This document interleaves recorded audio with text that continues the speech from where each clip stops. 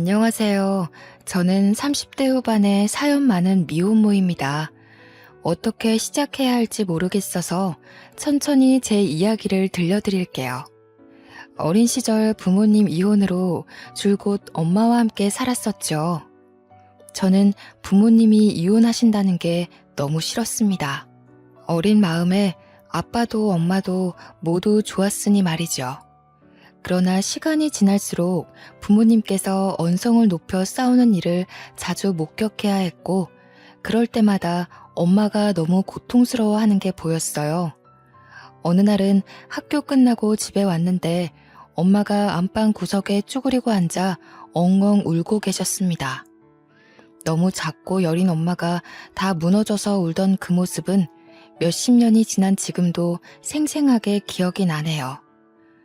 어린 나이에 저는 엄마가 살려면 아빠와 이혼하는 게 맞다는 걸 느꼈고 이미 받아들였습니다. 엄마와 단둘이 살게 되었지만 행복하지 않았습니다. 아빠와 이혼한 후 엄마의 건강은 급속도로 안 좋아지셨죠. 원래는 그 작고 여린 몸으로 저를 어떻게든 먹여 살리겠다고 일을 하셨는데 몸이 너무 힘들고 아프니 엄마는 돈을 벌 수가 없었습니다. 결국 이상함에 병원을 가보셨고 어려서 자세히는 모르지만 엄마가 많이 아프다는 걸 알게 되었죠. 엄마는 초등학생이었던 저를 붙잡고 이런 말씀을 하셨어요. 연주야, 엄마가 일을 해야 돈을 벌고 그래야 우리 연주 맛있는 것도 사주고 예쁜 것도 사주는 건데 엄마가 조금 아프네? 그래서 당분간은 일을 못하거든. 연주가 조금 이해해 줄래? 엄마, 아파? 어디가 얼만큼 아픈데? 조금 아픈 거야. 좋아질 거야. 엄마가 지금은 돈이 별로 없어서 예쁜 거 많이 못 사줄 것 같은데 괜찮아? 응, 알겠어. 근데 엄마 많이 아픈 거 아니지? 그럼 엄마 괜찮아. 걱정하지 마. 엄마가 몸이 성치 않으셔서 병원 생활을 자주 하셨지만 그래도 딸 자식 어떻게든 키워보겠다고 노력을 많이 하셨어요. 그래서 그런지 제가 중학생이 된 후 엄마의 몸 상태는 급격하게 나빠지셨고 정말 걷잡을 수 없는 수준이 되었습니다. 이대로 엄마가 제 곁을 떠날까 너무 무서웠어요. 말할 힘도 없으셨으면서 늘 제게 애써 미소를 지으며 괜찮다는 말만 반복하셨던 엄마의 모습이 마지막이었죠. 고작 제 나이 14살에 엄마께서 지병을 앓다 돌아가셨습니다.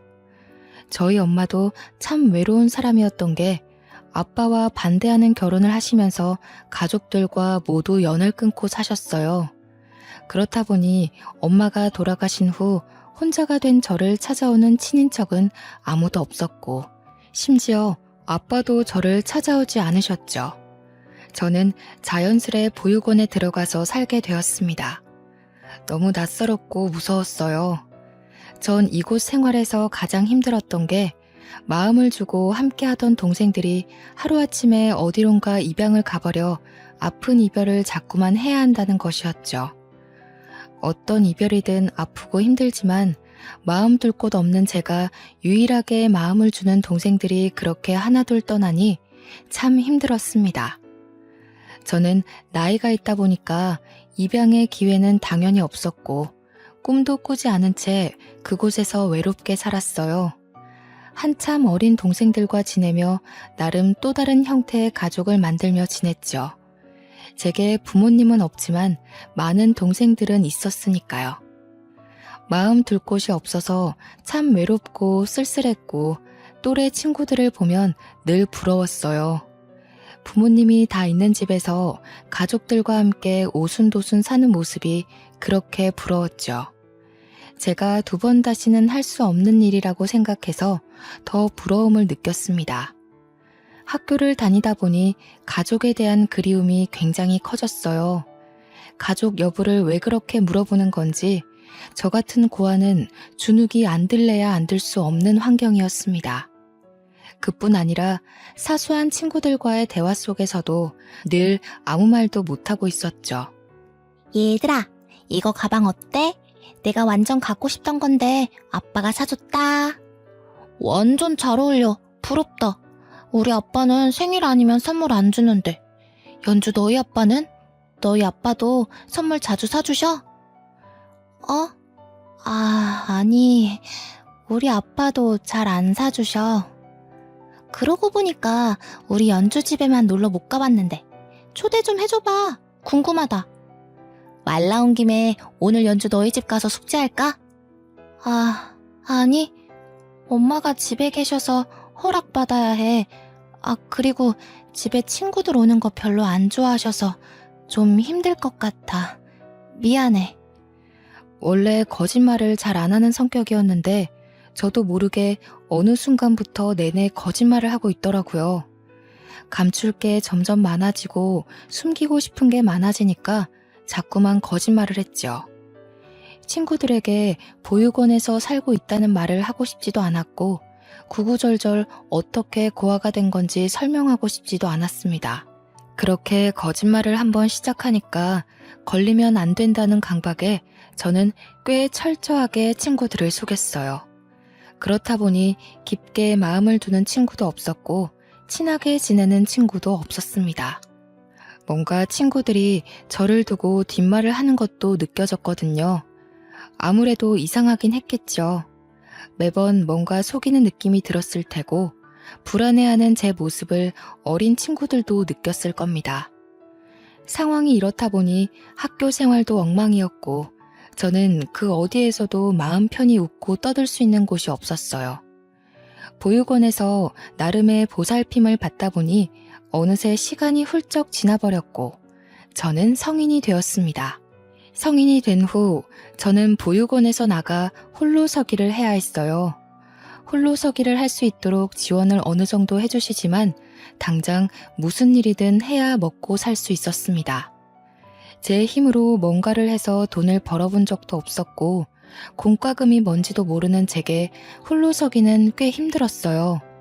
그래도 아주 작은 원룸이지만 그래도 제가 살 집이 생겼었고 사회에 나가 보잘것없는 아르바이트지만 일을 하며 제 돈을 벌어먹고 살았습니다. 적은 돈을 벌어서 월세 내고 공과금과 같은 고정 지출을 모두 낸 후 남은 돈으로 생활을 했는데 이렇게 사니까 힘들지만서도 참 뿌듯했어요. 다만 누군가와 소통도 없이 고립되어 사는 느낌이 들어서 그게 좀 힘들었습니다.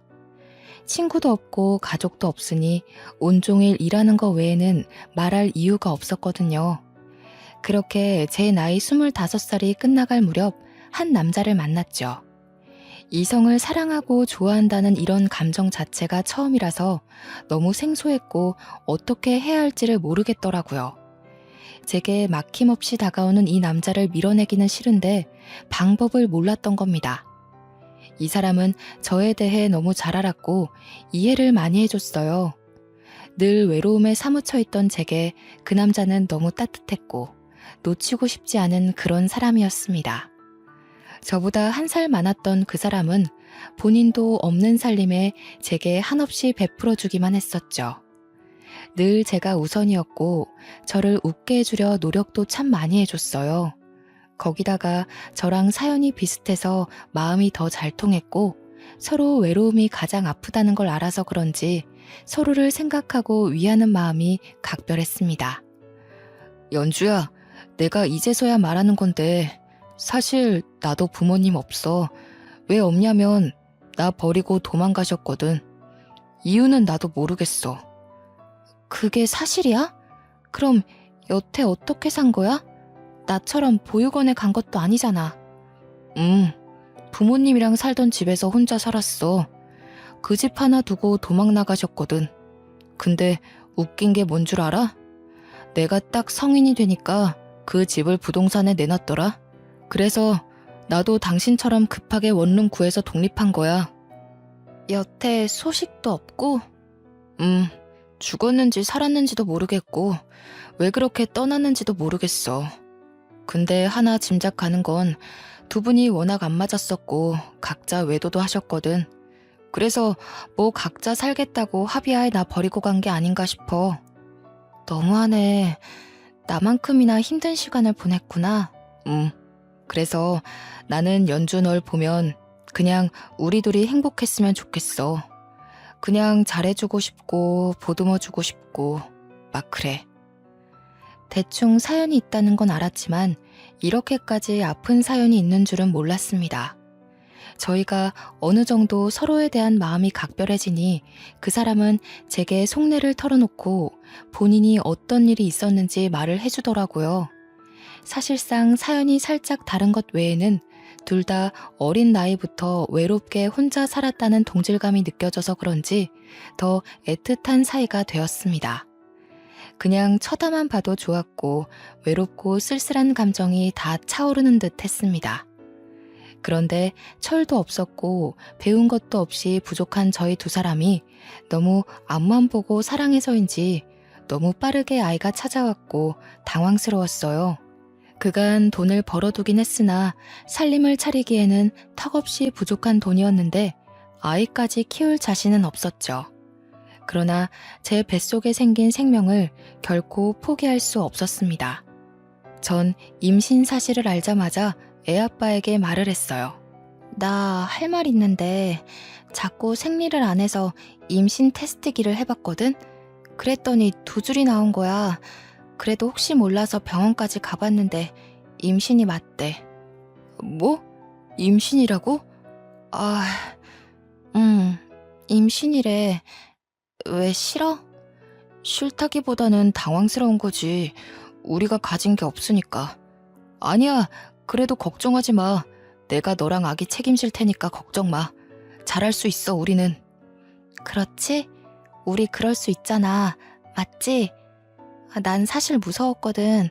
당신이 아기 지우라고 할까봐. 우리 아기인데 지우긴 왜 지워. 당연히 낳아서 키워야지. 우선 집부터 합치고 각자 모은 돈 좀 합쳐서 어떻게든 해보자. 애아빠에게 임신 사실을 고백했을 때 처음에는 당황한 듯 보였으나 이어 아주 든든한 말을 해줬습니다. 그래서 안심이 되었고 무섭지만 믿고 새 출발을 할 수 있었죠. 저도 애아빠도 각자 작은 원룸에서 살고 있었는데 제가 살던 집을 빼버리고 애아빠 집으로 들어갔습니다. 그쪽도 원룸이지만 방 사이즈가 컸고 분리형이라 아무래도 살기에는 그쪽이 더 좋은 조건이었어요. 그렇게 집을 빼고 받은 보증금과 제가 모아둔 2천만 원 남짓의 돈은 애아빠가 관리하기로 했습니다. 저보다 경제관념이 뛰어났고 현명했거든요. 그리고 바로 더 큰 집으로 이사할 수 있었지만 조금이라도 더 모으고 가자는 애아빠 말에 그 집으로 들어가서 우선 몇 달이라도 살기로 한 거였죠. 그렇게 애아빠와 살림을 합치고 작은 집이지만 나름 행복하게 지냈습니다. 저더러 몸이 힘드니까 일을 하지 말라고 했으나 한 푼이라도 벌어야 한다는 생각에 가볍게라도 일을 해서 살림살이에 보탬이 되었고 둘이 벌어서 모으니 제법 돈이 빨리 모이는 듯 했죠. 당장은 너무 없는 살림이고 부족한 게 많지만 애아빠도 저도 뚝심이 있고 악바리 근성이 있기 때문에 뱃속에 아이 하나 굶기지 않고 잘 살 자신이 있었습니다.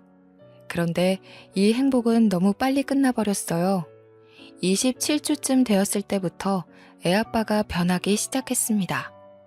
일도 잘하지 않고 매일 밤 친구들과 어울려 술을 마셨고 그 술자리에는 모르는 여성들도 있었죠. 처음 한두 번은 말로 잘 타이르고 그러지 말라고 했으나 빈도수가 늘어나더니 결국 언성을 높여 싸우는 날들이 많아졌습니다. 당신 정말 왜 그러냐고. 곧 있으면 우리 꼼꼼히 태어날 건데 갑자기 이렇게 철없이 굴면 어떡해? 임신한 나도 일을 하고 있는데 당신이 일도 안 하고 술 마시면서 놀 때야? 아씨 짜증나게. 너는 왜 나만 보면 떽떽거리고 잔소리를 하냐? 네가 엄마야? 네가 무슨 자격으로 이래라 저래라 훈계질이야 열받게. 나도 사람인데 힘들지 않겠어? 당신 힘든 거 내가 몰라? 노는 것도 좋고 다 좋다고. 근데 일은 해야 할 거 아냐. 일도 안 하고 하루 종일 퍼질러 자다가 밤만 되면 술 마시러 나가는데 이걸 내가 어떻게 이해해주길 바라는 건데? 야, 너 한마디만 더 해봐. 막말로 너도 그 뱃속에 애새끼도 다 버리고 싶은 거 겨우 참고 있는 건데 자꾸 그렇게 열받게 하면 너희 둘 다 버리고 잠수 타버린다. 뭐? 당신 미쳤어? 어떻게 그런 말을 해? 됐어. 나도 다 필요 없으니까 내 돈 내놔. 당신 불안해서 돈 못 맡기겠으니까 내 돈 줘. 어쩌냐? 네 돈 하나도 없는데. 그거 내가 투자 좀 했는데 말아먹었거든. 우리 재산이 아마 0원일걸? 뭐? 당신 진짜 제정신이야? 어쩌려고 그래 대체? 왜 그러냐고. 당장 내일 모레면 꼼꼼히 태어날 건데 정말 왜 그러냐고. 애아빠는 점점 변하다 못해 저희 두 사람의 전 재산으로 돈놀이를 했습니다. 물론 결과는 처참하게 망했죠. 이렇게 싸우는 빈도수가 늘어나다 결국 애아빠는 만삭인 제게 손찌검까지 했고 제게 말도 없이 살던 집을 빼버렸습니다. 결국 만삭인 배를 부여잡고 간단한 옷까지만 챙겨서 그 집에서 나와야 했어요. 돈도 없고 오갈 곳도 없어 너무 막막하던 저는 길바닥에서 얼마나 울었는지 모르겠습니다. 저런 사람도 애아빠고 남편이라고 믿고 돈을 다 맡긴 제 스스로가 너무 한심하게 느껴졌죠. 이후 미혼모 쉼터에서 생활을 하게 되었고 애아빠의 소식을 찾아보려 했으나 얼마나 꽁꽁 숨었는지 찾을 수도 없었습니다. 솔직한 심정으로 살 자신이 없었고 막막했어요. 그러나 이 극한 상황에 이악 물고 진통 다 겪어가며 낳은 제 딸아이를 보면 전 살아야 했습니다. 저 하나 믿고 이 세상에 나와준 딸아이를 제가 지켜주고 싶었죠. 미혼모 쉼터에서 생활을 하며 간간히 일을 했고 모으기에는 턱없이 부족한 돈이었으나 아이와 어떻게 입에 풀칠은 하고 살았습니다. 고작 이런 엄마라서 너무 미안했어요. 해주고 싶은 것도 너무 많았고 저와는 다르게 부모 사랑 듬뿍 주며 아이를 키우고 싶었는데 아이와 살 집도 없어 미혼모 쉼터의 작은 방에서 아이와 둘이 사는 게 너무 속상했습니다. 그래도 다행이었던 건 옆방에 있던 미혼모 동생과 친해져서 서로를 배려해주기로 했어요. 저는 야간 시간에 일을 할 거라 그 시간대에 동생이 제 딸을 함께 봐주었고 반대로 오전에는 그 동생이 일을 해서 제가 아이를 함께 봐주었죠.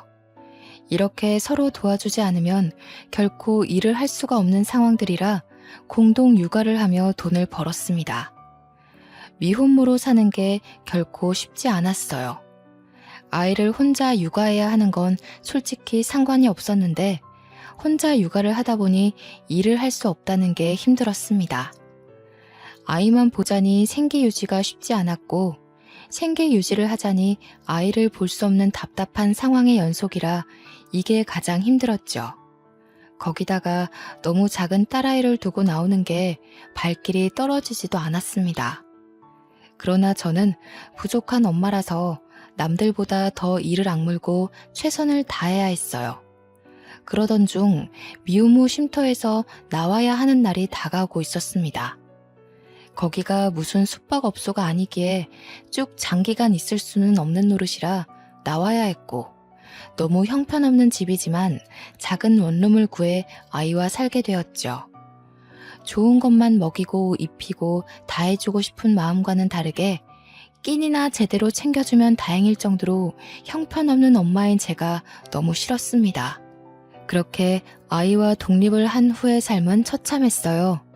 아이를 맡길 곳도 없고 맡길 돈도 없었기에 함께해야 했는데 아이를 데리고 일할 수 있는 곳을 찾는 게 결코 쉬운 일은 아니었습니다. 유모차 하나 살 돈도 없는 형편이라 애를 안고 업고 다니며 이리저리 일자리를 구했으나 하나같이 돌아오는 말은 똑같았어요. 아기가 정말 순해서 울고 보채지도 않을 거예요. 그냥 같이만 있을 수 있게 해주시면 정말 열심히 할게요. 사장님, 저 일 좀 할 수 있게 도와주세요. 제가 미혼모라 아이를 맡길 곳이 없거든요. 누가 일터에 애를 데리고 와서 일을 합니까? 막말로 그쪽이 사장이면 애 달고 나오는 직원을 뽑겠어요? 혼자 나오는 직원을 뽑겠어요? 이건 어쩔 수 없는 거니까 그냥 가세요. 아, 사장님, 제발요. 저 정말 누구보다 열심히 할 수 있어요. 제발 부탁드릴게요. 아, 진짜 왜 그래요, 불편하게. 나도 돈 주고 사람 부리는 입장인데 사정 다 봐주면서 눈치 보며 직원 뽑을 이유는 없잖아요. 그만하고 나가세요. 아니면 뭐 밥이라도 한 끼 먹고 가던가요. 그렇게 혼자 못 키울 거면 애 아빠한테 보내지. 왜 고집 부려서 둘 다 힘들게 삽니까? 제가 일자리를 구하면서 가장 많이 들은 말이 능력도 없으면서 애를 왜 데리고 있냐는 말이었어요. 본인만 힘든 게 아니라 애도 힘든 건데 애 아빠한테 보내라고 말이죠. 물론 저들은 사정을 모르니 그렇게 말할 수 있겠다는 생각이 들면서도 막상 들으면 가슴이 저릿했습니다. 일자리를 매일같이 구했지만 아이를 데리고 할 수 있는 일은 아무것도 없었고 그나마 모아둔 돈도 거의 다 떨어져가는 상황이었죠. 저는 굶어도 괜찮은데 딸아이를 굶길 수는 없었고 정말 막막했습니다. 이때만 생각하면 너무 마음 아픈 게 매일 밤 잠든 딸아이를 보며 소리도 못 내고 베개로 입을 틀어막고 참 많이 울었죠. 이 답답하고 막막한 현실을 어떻게 헤쳐나가야 할지 모르겠더라고요. 일을 하고 싶은데, 아니, 정확하게는 어떤 일이라도 할 수 있는데 제발 누가 제게 일 좀 시켜줬으면 하는 마음이 아주 간절했습니다. 가족이라도 있으면 아이라도 맡기고 일을 했을 텐데 제게 딸 말고는 아무도 없다는 이 현실이 참 아팠죠. 그러던 중 하늘이 무너져도 솟아날 구멍은 있다고 아이를 데리고 일할 수 있는 곳을 찾았습니다. 그걸 찾자마자 저는 아침 일찍부터 아이를 데리고 길을 나섰어요. 무슨 일이 있어도 이 일자리는 제가 꼭 해야 했기에 너무 간절한 마음으로 향했죠. 거의 다 도착했을 때쯤 길을 헤매게 되었습니다. 초행길에 골목이 많아서 많이 헷갈리더라고요. 이리저리 빠른 걸음으로 걸어가고 있던 찰나 골목길에 어떤 사람이 쓰러져 있는 걸 발견했습니다. 저는 너무 깜짝 놀라서 쓰러진 사람에게 다가가 막 흔들었어요. 저기요, 할아버지, 제 말 들리세요? 할아버지! 배고파. 네? 할아버지, 어디 편찮으신 거예요? 제 말 들리세요? 살려줘. 골목에 쓰러져 있던 할아버지는 행색도 좋지 않았지만 무엇보다 안색이 너무 좋지 않았습니다. 그러나 저는 면접 시간이 다가와서 당장 가야 했죠. 잠깐 고민을 했지만 제가 이렇게 가면 쓰러져 계신 할아버지가 정말 큰일이 날 것 같았습니다. 저는 우선 구급차와 경찰을 급하게 부른 후 급히 편의점으로 뛰어가서 생수와 삼각김밥을 사왔어요. 저도 주머니 사정이 좋지 않았기 때문에 뭘 많이 사드릴 수도 없었죠. 그렇게 사와서는 힘이 없어 제대로 앉지도 못하는 할아버지를 온몸으로 부축하며 겨우 골목에 기대 앉혔습니다. 할아버지, 제가 돈이 없어서 이것밖에 못 사왔어요. 우선 이것부터 드세요. 그리고 저도 상황이 좋지 못하거든요. 지금 면접 가는 길이라 얼른 가봐야 해서 죄송하지만 먼저 가볼게요. 구급차랑 경찰 불렀으니까 5분 정도만 기다리시면 올 거예요. 꼭 여기 가만히 계셔야 해요. 고맙네. 자네 전화번호랑 이름 좀 써주고 가게. 네? 아니에요. 할아버지 저 괜찮으니까 천천히 드시고 계세요. 사람들 오면 도움 꼭 받으시고요. 얼른 적고 가게. 면접 시간이 촉박해서 너무 초조했는데 자꾸 연락처와 이름을 적으라는 할아버지의 말에 어쩔 수 없이 그냥 적어드리고 저는 면접을 보러 갔습니다.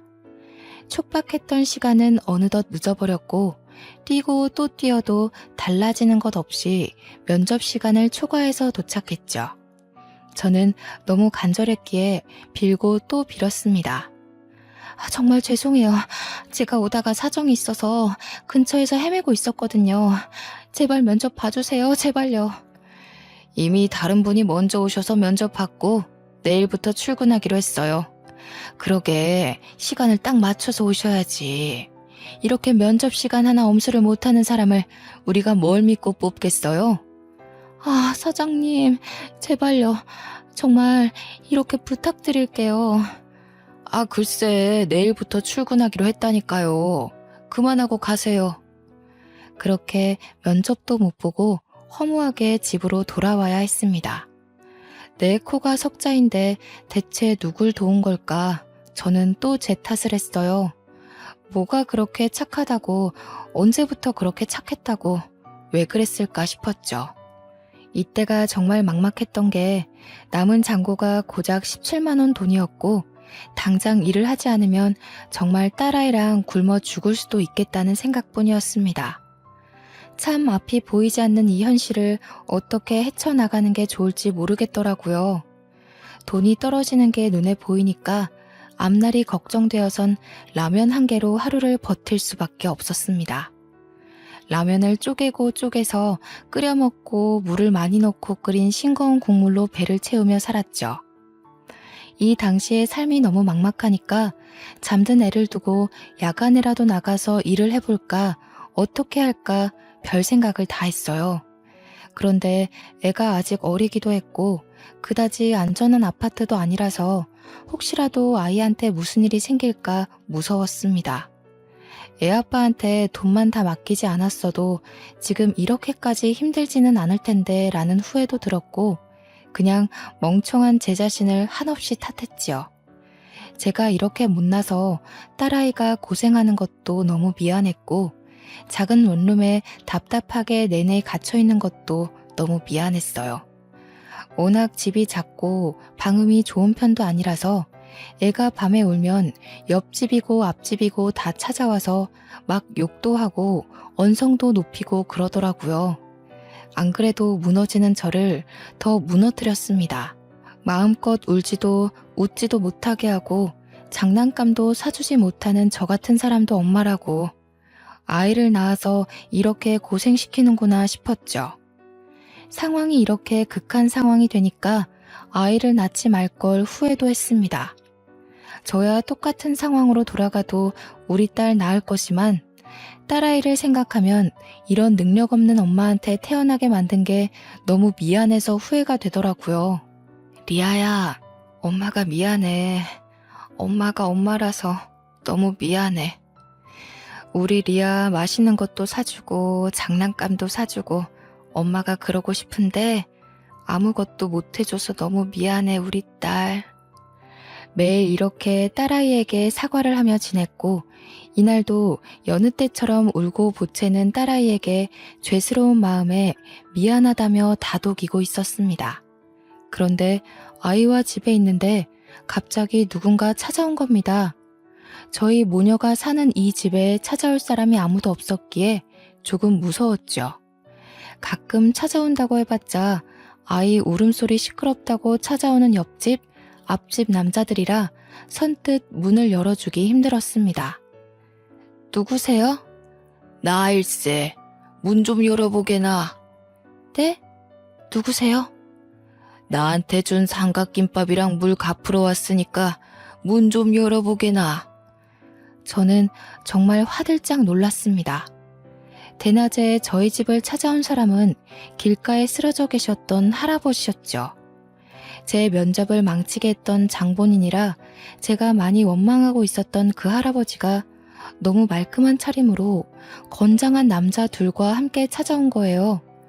행색이 좋지 않았던 모습은 온데간데 없었고 정말 당황스러웠습니다. 순간 저는 반가운 반 신기한 반의 마음으로 문을 열어드렸죠. 할아버지는 저를 보며 환하게 웃어주셨고 함께 온 남자들의 손에는 과일부터 시작해서 한우에 아기 옷과 온갖 먹거리들이 잔뜩 들려 있었습니다. 제가 정말 제대로 먹지도 못하고 살아서 그런지 손에 들린 과일과 한우가 눈에 먼저 들어오더라고요. 늘 너무나도 배고팠거든요. 배고픔을 뒤로하고 자리에 앉아서 할아버지께 들은 얘기는 아주 놀라웠어요. 저번에 얼핏 봐도 아주 예쁘더니 딸내미가 아주 인형이네. 아니 할아버지, 그런데 이게 다 뭐예요? 자네는 그날 내가 노숙자인 줄 알았겠지만 사실 그렇지 않네. 길을 가고 있었는데 갑자기 누군가 나를 노리고 와서는 폭행을 하고 지갑에 핸드폰까지 다 뺏기고 쓰러져 있었지. 사람들도 참 나쁜 게 꽤 오랜 시간 쓰러져 있었는데 아무도 날 돕지 않더라고. 그런데 나는 뭐 몸도 못 가누겠고 딱 이러다 죽겠다 싶었는데 자네가 날 도와준 거네. 아, 그런 사연이 있으셨군요. 그래, 그런 자네에게 꼭 보답하겠노라 싶어 연락처랑 이름을 물어봤었잖아. 내가 정신 차리고 치료받고 하면서 자네에 대해 알아보니 딱해도 이렇게 딱 할 수가 없더라고. 이런 상황에서 애를 혼자 어떻게 키우겠어. 안 그래? 그리고 알아보니 그날도 급하게 면접 가던 길이었는데 날 도왔다는 걸 알고 내가 참 감동했네. 네, 뭐 도와드려야죠. 그래서 이제는 내가 자네를 도울 차례니까 앞으로의 삶은 걱정 말게나. 세상에 먹고 살기도 힘든 애엄마가 애까지 없고 길바닥에 쓰러진 노인네를 구해주는 게 말이 쉽나? 난 정말 감동했네. 그날 만난 할아버지께서는 이런저런 말씀을 해주셨는데 처음에는 그냥 어느 정도 여유가 있으신 분처럼 느껴졌습니다. 그런데 대화를 하며 알고 보니 이름만 들으면 알만한 기업의 회장님이셨죠. 할아버지께서는 제가 아니었다면 이 세상에 없는 사람이었을 거라며 생명의 은인이라고 저를 높여주셨어요. 솔직히 이때까지만 해도 얼떨떨해서 별 반응을 하지 못하고 있었습니다. 어느 정도 이런저런 얘기를 마치신 할아버지께서는 제게 어떻게 도움을 주실지 말씀을 하셨죠. 제 모든 사정을 알고 오셔서 제가 얼마나 힘들게 사는지 알고 계셨어요.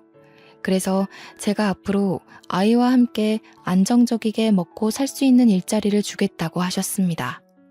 전 솔직히 일자리를 주겠다는 것만으로도 너무 감사했어요.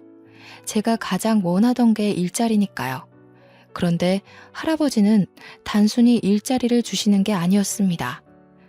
이번에 요식업을 하려고 준비 중이셨는데 할아버지께서는 제게 본점 하나를 내주시며 앞으로 평생 본점을 운영하며 아이와 함께 넉넉히 먹고 살라고 하셨죠. 그리고 본점을 운영하는 이상 할아버지와의 연도 끊어지지 않을 테니 앞으로는 친할아버지라 생각하고 힘들면 힘들다, 행복하면 행복하다 소통하며 지내자고 손을 내밀어 주셨습니다.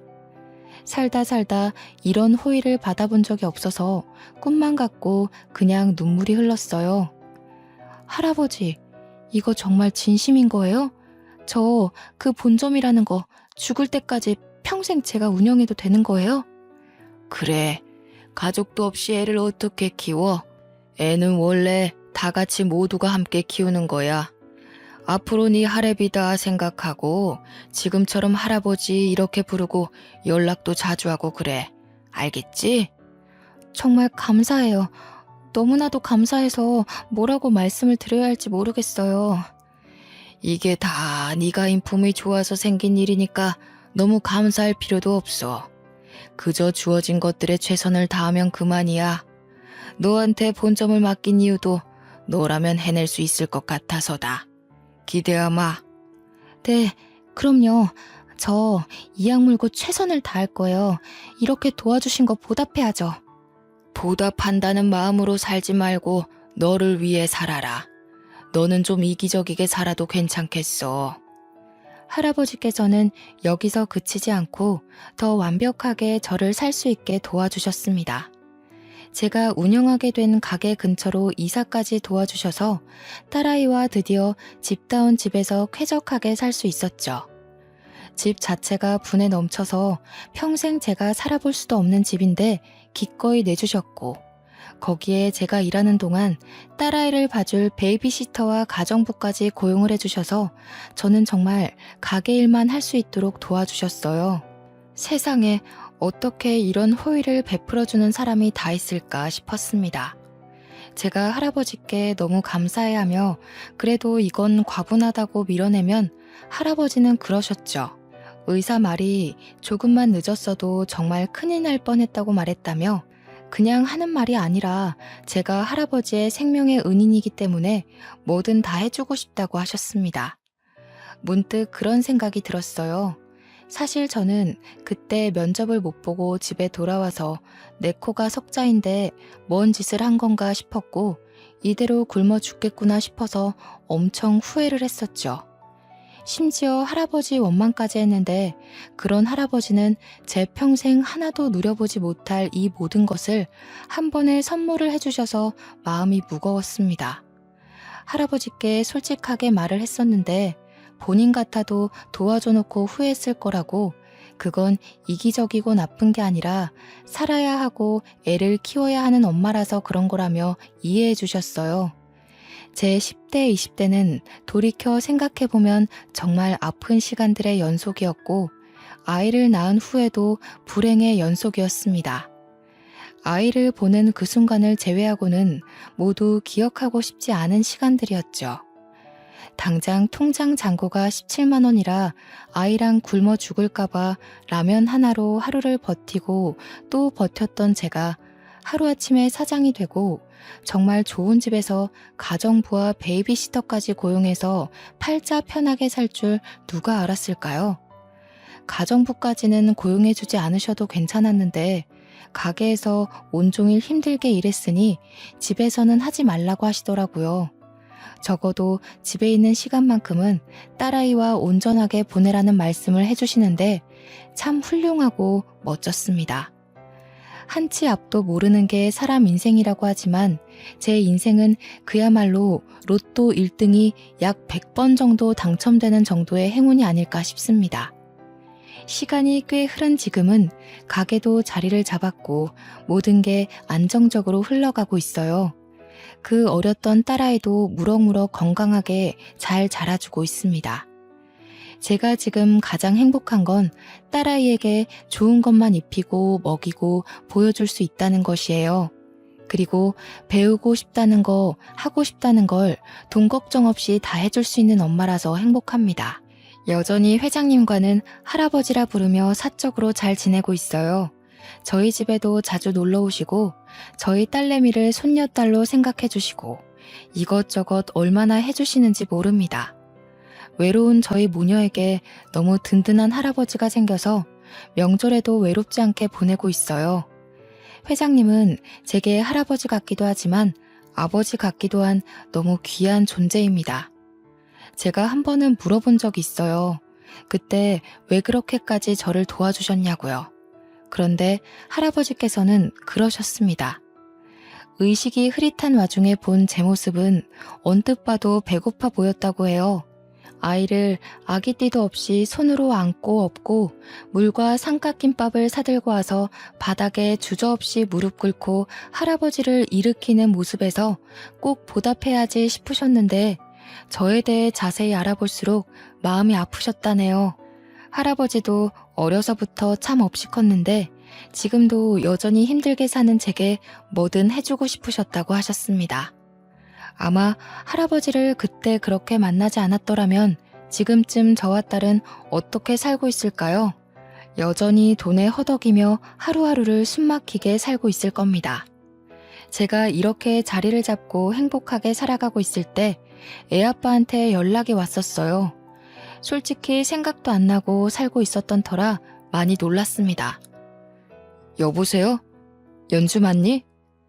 세월이 그렇게 지났는데 목소리만 들어도 알겠네. 무슨 일이야? 내 번호는 어떻게 알았어? 어떻게 알았지. 잘 지내고 있다고 소식 들었어. 왜 전화했냐고. 연주 너 나 미운 거 알고 원망하는 것도 아는데 그땐 내가 너무 어렵고 철이 없었어. 미안하다. 정말 늦었지만 우리 지금이라도 다시 시작해보는 건 어떨까? 별 미친 소리를 다 듣겠네. 너 나 어떻게 살고 있는지 알고 연락했지? 왜? 너무 잘 나가니까 배 아파? 콩고물이라도 떨어질까봐 옆에 있고 싶지? 머리가 있으면 생각이라는 걸 좀 해봐. 내가 뭐가 아쉬워서 너랑 다시 살아? 재혼을 할 거면 내 수준에 맞는 남자랑 재혼해서 살지 않을까? 너도 참 뻔뻔하다. 나랑 리아 그렇게 힘들게 살 때는 모른 척 나타나지도 않더니 이제 와서 같이 살자고? 미친놈. 그때는 내가 너무 어렸다니까. 내가 너보다 더 어렸어, 나쁜 놈아. 2번 다시 연락하지 마. 너 같은 놈한테 원망 쏟을 가치도 못 느끼겠다. 웃기게도 애아빠는 저 이후에도 꾸준하게 매달리고 가게까지 찾아왔었습니다.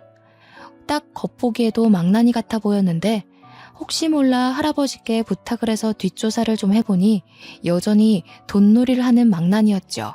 어쩌면 그때 그렇게 헤어진 게 정말 잘한 일이라는 생각이 들었어요. 그리고 한편으로는 조금 슬펐습니다. 저는 몰라도 본인 딸인데 어쩜 저렇게 모질게 정도 안 주고 모른 척 할 수 있을까 싶었거든요. 솔직히 이런 감정을 느낄 가치도 없는 사람이라는 건 알고 있지만 씁쓸한 건 어쩔 수 없더라고요. 애아빠의 지속적인 집착과 괴롭힘에 그냥 깔끔하게 신고를 했고 그 이후 몇 년이 흐른 지금까지 제게 연락 한 번 없이 조용히 지내고 있습니다. 본인도 양심이라는 게 있으면 그만해야죠. 딱 지금처럼만 딸아이와 할아버지와 행복하게 오래오래 좀 살고 싶습니다. 제가 이제서야 조금씩 할아버지께 효도를 하고 있기 때문에 꼭 오래 저희 모녀 곁에 있어 주셨으면 하는 바람이에요. 제 사연을 모두 들어주셔서 감사드리고 혹시 벼랑 끝에 아슬아슬 서 있으신 분들이 계신다면 꼭 해결책은 있다고 말씀드리고 싶습니다. 모두 행복하시길 바라며 마무리할게요. 감사합니다.